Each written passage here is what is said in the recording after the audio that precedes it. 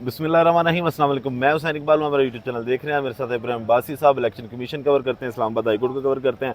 अब्बासी साहब, एक बार फिर ये जो कन्फ्यूजन का भंडारा है ना पूरा, ये जो मैंडेट चोर हुकूमत है, अब इनके दो रहनुमा हैं, दोनों सीनियर रहनुमा हैं, और उनके अंदर दोबारा से उनके बयानात में तजाद है। एक तो जो एहसन इकबाल साहब हैं, वज़ीर मनसूबा बंदी हैं, उन्होंने अमरीकी एक इदारे को इंटरव्यू दिया, नशरियाती इदारे को, और उस इंटरव्यू में आज उन्होंने ये कहा कि इदारे जब चाहेंगे वो पाकिस्तान तहरीक इंसाफ पर पाबंदी लगा देंगे।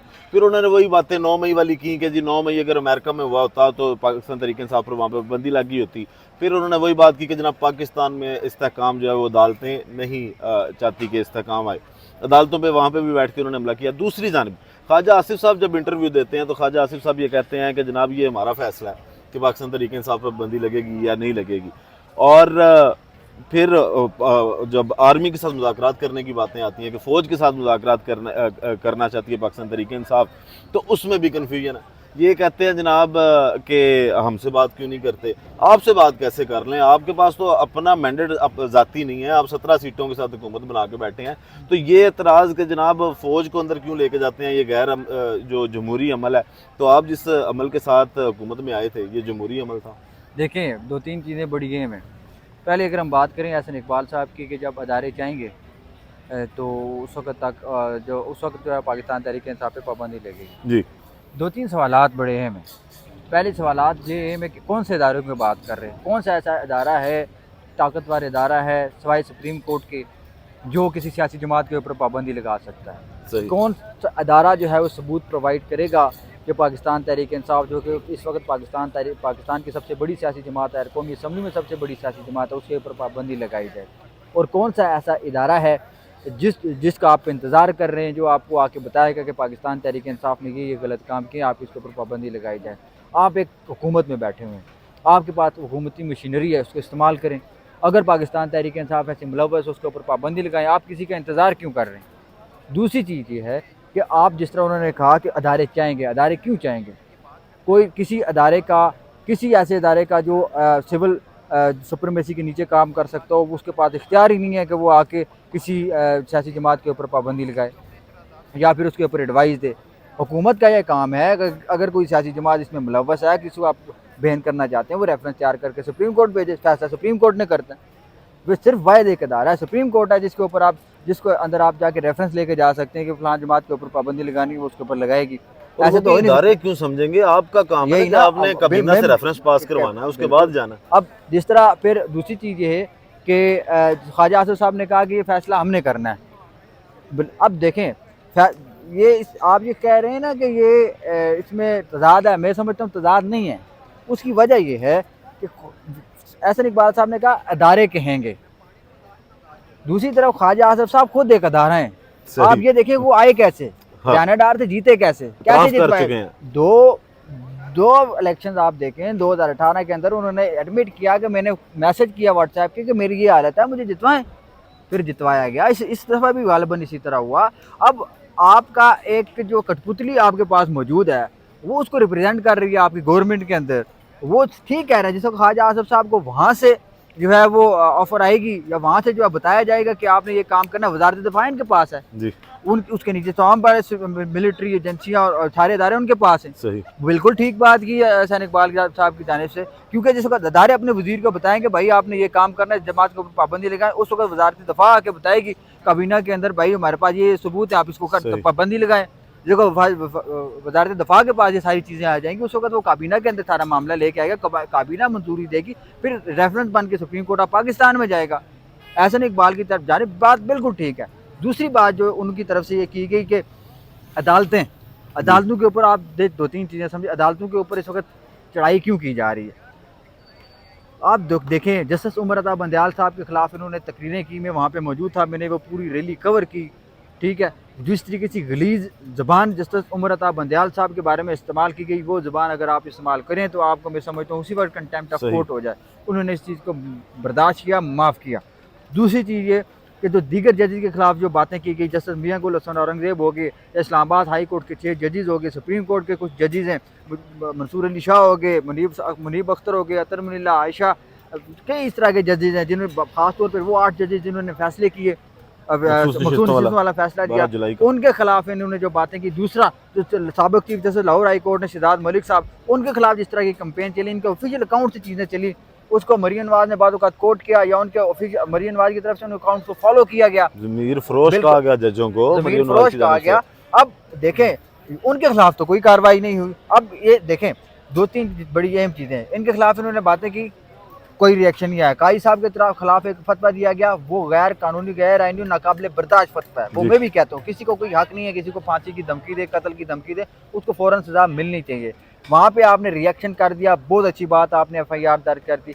क्या जिस वक्त जस्टिस मियां गुल हसन औरंगजेब इस्लामाबाद हाई कोर्ट के दीगर जजेस के खिलाफ कंपेन चली, क्या वजीर कानून की जानिब से, अटॉर्नी जनरल की जानिब से कोई बात की गई? नहीं की गई।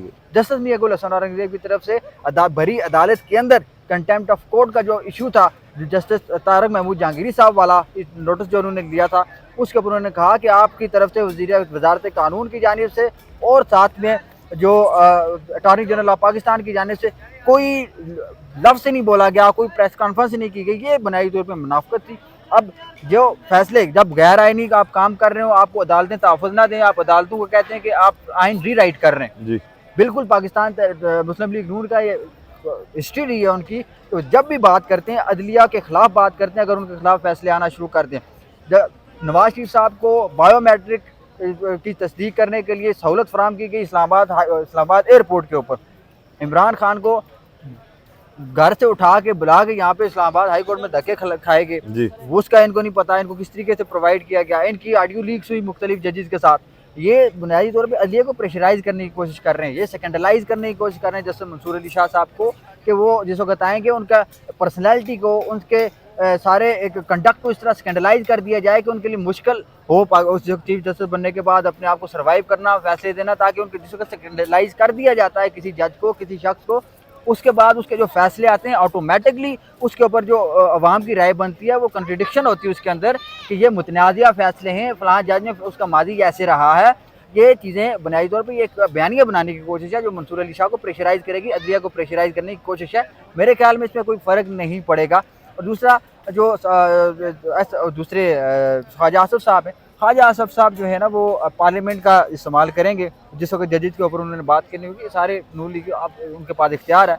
काजी साहब खुद भी कहते हैं अगर आपने बात करनी है, किसी तनकीद करनी, जाके पार्लियामेंट में करें, पार्लियामेंट में फिर सारे बात करेंगे, सारी जजेस अदलिया की जो है वो ऐसी की तैसी कर देंगे लोग, क्योंकि ये सियासतदान है, सियासतदान कुछ भी कर सकता है जिस वक्त उसके पास इख्तियार आते हैं। अब दूसरी तरफ आए ना वो जो अगर इनके जवेद लतीफ़ साहब हैं, वो नेशनल स्क्रीन पे बैठ के ये भी मानने थे कि हम तो अदम एतमाद ही नहीं करना चाहते थे, हमें कहा गया था तो हमने अदम एतमाद किया। किसने कहा था सबको पता है, ताकतवर कौन है जो लेके आए थे, फिर इनको हुकूमत किस तरह दी गई, किसने दिलवाई, 17 सीटों को जो है वो 2/3 अक्सरियत तक में बदलने की कोशिश किसने की, किसने इनको ये सारा प्रोवाइड करके दिया। आज वो किस मुंह से ये कह रहे हैं कि हमारे साथ बात करें, अगर हमारे साथ बात नहीं करेंगे तो ये जमहूरी अमल नहीं होगा। देखिए जमहूरी अमल कैसे समझने की बात है ना, आप जो पाकिस्तान तहरीक इंसाफ के साथ कर रहे हैं क्या वो जमहूरी अमल है? नहीं है। आपने उनके कारकुनों को उठाया, ये जमहूरी अमल है। आपने उनको इलेक्शन नहीं लड़ने दिया, क्या ये जमहूरी अमल है? आपने उनके उम्मीदवारों को उठाया, क्या ये जमहूरी अमल है? आपने उनको सीटें हासिल करने के लिए उनका हक बनता था उसके खिलाफ अदालत में गए, क्या ये जमहूरी अमल है? आप एक सियासतदान के ऊपर, एक उनके लीडर के ऊपर बेबुनियाद केसेस बना रहे हैं, क्या ये जमहूरी अमल है? आपने उनको ऊपर पाबंदी लगाने की बात कर दी, क्या ये जमहूरी अमल है? आपने उनको फॉरेन एजेंट कह दिया, क्या ये जमहूरी अमल है? आपने उनको ये कह दिया कि ये गद्दार हैं, ये मुल्क बेचने वाले हैं, या क्या ये जमहूरी अमल है? आपको ये बताना होता है कि आपने अगर आप जलसा करने की इजाज़त दे देते, उनके कारकुनान को गिरफ्तार करने से ना करते, उनके खिलाफ झूठे केसेस ना बनाते, फिर अगर इमरान खान साहब ये कहते कि हमने मुज़ाकरात करने हैं आपसे, अब वो ना मानते इमरान खान साहब, तो फिर ये बात कहने के काबिल थे। इमरान खान खुद भी ये बात कहते हैं कि मैं उन लोगों से कैसे मशावरत करूँ, कैसे बात करूँ जिनके हाथ में ही कुछ नहीं है। खान साहब को ये पता है कि ये सियासी जमातें, अब देखें आपका बोझ होगा किसी एक शख्स के साथ होगा, आपने निकाल दिया, आप पूरे कारकुनान को इस तरीके से बुलडोज नहीं करेंगे। जिस वक्त आपका जो जमहूरी शख्स कोई भी होता है ना, वो इतना डिक्टेट नहीं करता। ये डिक्टेट वही लोग करते हैं जिनके पास ताकत होती है, वही ताकत वाले लोग जो हैं। मैं आपको मजे की बात बताता हूँ, पंजाब के अंदर 9 मई हुआ, 9 मई के बाद जो भी उसके बाद बंदे गिरफ्तार होते थे, मुबैना तौर पर, मिसाल के तौर पर इस्लामाबाद के सेक्टर G6 के अंदर 10 बंदे गिरफ्तार हुए। DPO को एक मुबैना तौर पे एक जो ड्राफ्ट आता था FIR का, वो सारे 10 बंदों के ऊपर वही ड्राफ्ट लगा दिया जाता था, वही मुकदमा दर्ज किए जाते थे। ये तरीका कौन बेहतर था? अब मुझे एक बात बताएं, इमरान खान के जिस वक्त कातलाना हमला हुआ, अगर ये लोग जमहूरी होते तो उस वक्त जो इमरान खान जिसके ऊपर FIR करवाना चाह रहा था वो करते। होती, वो करते, उसके ऊपर क्यों नहीं होती? नहीं। ये बुनियादी तौर पे अब ज़ाहिर है खान साहब बिल्कुल ठीक कह रहे हैं, वो मुज़ाकरात की समझे ना, उनको पता है कि मैंडेट इन्होंने वापस करना है, नहीं नहीं करना। करना। उनकी पहली शर्त ही मैंडेट वापसी का है। दूसरी शर्त उनकी ये है कि 9 मेरे मई की तहकीकात है। 9वीं मई की तहकीकात है, ये इनके पास ये मैंडेट है, नहीं है। तीसरी चीज़ उनकी ये है कि उनके कारकुनान को रिहा किया जाए, सियासी इनके ताकि है इनके पास नहीं है। जब ये मानेंगे हम इसे करेंगे, हमारे पास ये इख्तियारात मौजूद हैं, हम अपने आप के जो पावर है उसको एक्सरसाइज करेंगे, फिर खान साहब क्यों नहीं इनसे बात करेंगे, ज़रूर करेंगे वो। अच्छा इब्राहिम, एक तरफ ये मुज़ाकरात की बातें करते हैं, दूसरी जानिब इस्लामाबाद हाई कोर्ट में भी, क्योंकि आप कवर करते हैं, आपको काफ़ी डिटेल में पता होगा, आज वो फिर वो जलसे वाला मामला था कि बड़ी मुश्किल से जो है वो जलसा करने की इजाज़त मिलती है। एक तरफ ये कहते हैं जमहूरी अमल के दौरान जलसा करने की इजाज़त नहीं दी जाती, वो वाला केस भी आज इस्लामाबाद हाई कोर्ट में था। तो इनके कारकुनान हसन रऊफ साहब को जिस तरह इन्होंने गिरफ्तार किया, एक में ज़मानत मिलती है, फिर वही मामला के दूसरे में उठा लो। खान साहब के साथ भी बिल्कुल ऐसी है कि एक केस ख़त्म होता है, जिस दिन उसका फैसला आता है उसी दिन 2 से 3 केसेस नए बना दिए जाते हैं और फिर जनाब उसमें दोबारा से रिमांड ले लिया जाता है। इस तरह के हालात में कैसे जो है वो मुज़ाकरात किए जा सकते हैं? देखिए, मुज़ाकरात वाला मामला तो अब खान साहब ने क्लियर कर दिया, बल्कि आज जो समी इब्राहिम साहब हैं उनसे भी मेरी बात हो रही थी, तो उन्होंने भी यही कहा कि फिर वहाँ पे मौजूद है इमरान खान ने, बिल्कुल ऐसी कोई बात नहीं कि कमेटी की बात बनाकर भेजी जाए, जो सरासर गलत बात है, झूठ है। सही। खान साहब ने सिर्फ खान साहब से ये बात हुई थी मोहसिन नकवी के हवाले से, इस पर उन्होंने कहा था कि मैं उससे कभी बात नहीं करूँगा क्योंकि उसने मेरे जिले शाह को कत्ल जी। किया और जुल्म किया, ये वाला मामला आगे लग गया। दूसरी चीज़, जलसे वाली आपकी बात बिल्कुल दुरुस्त है। आज इस्लामाबाद हाई कोर्ट में भी 2 केसेस थे। अब मुझे इस्लामाबाद हाई कोर्ट, अदलिया अपनी कोशिश करती है, अदलिया अपनी कोशिश करती है कि अपने ऑर्डर को इम्प्लीमेंट किया जाए। ऑर्डर अदलिया के, अदालत के ऑर्डर के ऊपर इम्प्लीमेंट इस्लामाबाद इंतज़ामिया ने, साथ में गवर्नमेंट की मशीनरी ने करना होता है, उनकी तरफ से नहीं किया गया। एहतजाज करने की 2 घंटे की, 1.5 घंटे की इजाज़त मांगी उन्होंने, वो उनको नहीं दी गई। उन्होंने जलसा करने की इजाज़त मांगी, वो नहीं दी नहीं दी गई। गई। डीसी का जो नोटिफिकेशन था या जो हुक्मनामा था, इजाज़तनामा था, उसको चीफ कमिश्नर ने मुअत्तल कर दिया। इस तरीके के जिस वक्त मामलात होंगे, इस तरीके से नहीं हो सकता। आज बल्कि chief justice of Islamabad high court की तरफ से ये कहा गया कि आप बाकायदा एक SOP बनाएं, कानून बनाए, रूल्स बताएं, क्योंकि जस्टिस मियां गुल के पास भी ये केस था, उन्होंने कहा कि आपने रूल्स नहीं बनाए, आपने कोई कसर नहीं छोड़ी कि पाकिस्तान को एक बनाना रिपब्लिक बनाया जाए। जी। आपसे अगर आपको अगर गवर्नमेंट पार्टी जो है वो यहाँ पे एहतजाज करने की, जलसा करने की इजाज़त मांगे तो आप उसको प्लेट में रख के देंगे। इस तरह हर सियासी जमात को इस तरीके का ना करें। जो हम शोएब शहीन की जानिब से कहा गया चीफ साहब की कोर्ट में कि जो दूसरे लोग हैं प्रेस क्लब के बाहर आके एहतजाज करते हैं, रोड ये बंद कर देते हैं, जिसके ऊपर चीफ साहब ने कहा कि आप इस तरह ना करें, आप बाकायदा जो रोड बंद करने वाला मामला ना करें, लोग तंग होते हैं। आप इस्लामाबाद के अंदर एक जगह मुतय्यन कर लें कि कोई भी सियासी जमात होगी वो यहाँ पे एहतजाज करेगी, आप किसी भी सूरत उसको डिनाई नहीं कर सकते। अलबत्ता पहले आओ पहले पाओ की सूरत में आप रखें, जो उसने पहले दरखास्त दी होगी जिस जमात ने, आप उसको उस जगह पे इजाज़त दे दें, वो जलसा करे। इस तरह आप ना करें। अलबत्ता जामे प्लान जो है वो आज एक और केस भी था, उसके अंदर उन्होंने दूसरा जो केस था फेडरल वेलफेयर एसोसिएशन का था कि इस्लामाबाद में जलसे जुलूस की इजाज़त ना दी जाए, जिसके ऊपर जो अदालत ने कहा कि आप ऐसा करें कि पूरा जामे जो एक रूल्स हैं वो बना के ले आएँ, प्लान बना के ले आएँ कि किस जगह जलसे करने की इजाज़त है, फिर उसके ऊपर इम्प्लीमेंट जो है वो हम करेंगे। अब जो है वो DC साहब की जिम्मेदारी है, वो प्लान लेके आएंगे। अब ये देखते हैं, जिस तरह आपने कहा मुज़ाकरात, अगर आपको पता है जब से इमरान खान साहब गिरफ्तार हुए हैं 9 मई से 5 अगस्त के बाद इस्लामाबाद में अभी तक पाकिस्तान तहरीक इंसाफ जलसा नहीं कर सकी। कोई अब प्रेस क्लब के बाहर एहतजाज हुए, किसी के ऊपर कोई FIR नहीं हुई। शोएब शहीन साहब ने एहतजाज किया, उनके ऊपर FIR दर्ज की गई, 7 मुकदमा सिर्फ एहतजाज की वजह से उनके ऊपर दर्ज किए गए। वहाँ पे प्रेस क्लब के बाहर रोड बंद करके बाकायदा सहूलत फराम की गई कि आप इस जगह एहतजाज करें। फैज़ाबाद के अंदर धरना हुआ, किसी के ऊपर कोई एहतजाज नहीं वो नहीं हुआ। D चौक के अंदर जो है वो एहतजाज किया गया, जमात इस्लामी की तरफ से किसी के ऊपर कोई मुकदमा दर्ज नहीं हुआ, बल्कि 2 लोगों को वहाँ पे नौजवानों को शहीद कर दिया गया, उसके ऊपर भी कोई मुकदमा दर्ज नहीं हुआ, उनके ऊपर मजीद कार्रवाई नहीं हो सकी। इस तरह का जो दोहरा रवैया है गवर्नमेंट ऑफ पाकिस्तान का या इन सियासी लोगों का, ये जब तक ख़त्म नहीं होगा, मेरा नहीं ख्याल कि इमरान खान या पाकिस्तान तहरीक इंसाफ जमात बतौर जमात चाहेगी कि इन गवर्नमेंट के साथ मुज़ाकरात किए जा सकें। अच्छा, तोशा खाना का जो नया केस है उसका भी आज समाअत थी इमरान खान और बुशरा बीबी की गिरफ्तारी के खिलाफ, उसमें आज क्या कुछ हुआ? देखिए, वो बड़ा इंपॉर्टेंट केस था, क्योंकि पहले इसका बेंच गालिबन जो है वो तब्दील भी हुआ था। जैसे समन रिफत इम्तियाज़ और चीफ जस्टिस के ऊपर ये डिवीजन बेंच जो मुश्तमिल था, समन साहिबा जो हैं वो ज़ाहिर है छुट्टियों पर चली गई 1 माह की, तो DB जो थी वो टूट गई थी।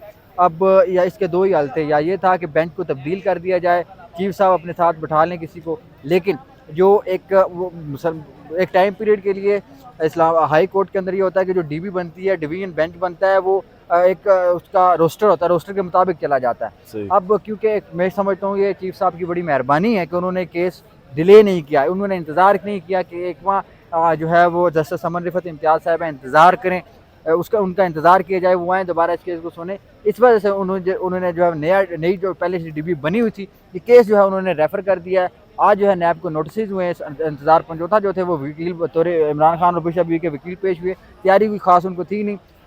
मियां गुल साहब की तरफ से कहा भी गया कि आपने अगर कुछ करना चाहते हैं, कोई डेवलपमेंट चाहते हैं, तो आप केस की तैयारी करके आएँ।